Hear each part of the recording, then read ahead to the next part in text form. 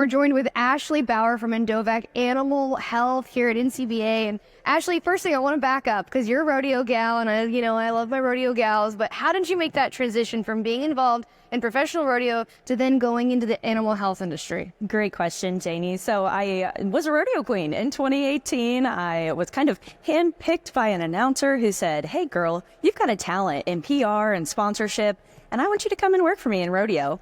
Did that for a couple of years, loved it. We all know COVID came around and kind of squashed a few things. And that was kind of a turning point for me. I thought, this is a really great opportunity to get into the animal health industry. But you're also a first-generation cattlewoman. Of course, you have your rodeo background, but now being in the cattle industry as your own personal business on the side as well, was that challenging? What kind of came with that? Yeah, so second-generation horsewoman, first-generation cattlewoman. And so I still have a tiny herd. But I always knew from a young age that was one animal that I just didn't show growing up. And I knew, one day I might want to get some calves of my own or some cows of my own. And I am back on family land in Warrenton. And the first time I brought a heifer home, my family was like, "What is happening?" I was like, "We are starting something new here. We're going to start something that we want to pass down for generations. Hopefully, that's the plan, right?" And so it was a little bit nerve-wracking. You have to do your homework and you have to make sure that the stock that you're investing in, you always want to see a return on that investment.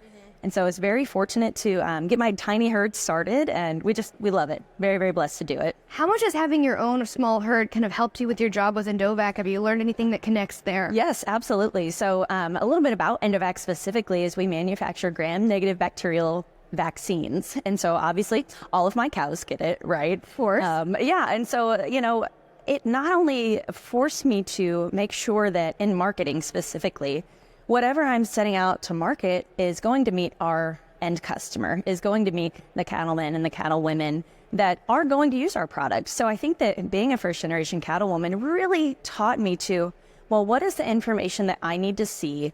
How can I make it understandable and usable to our end user and customer?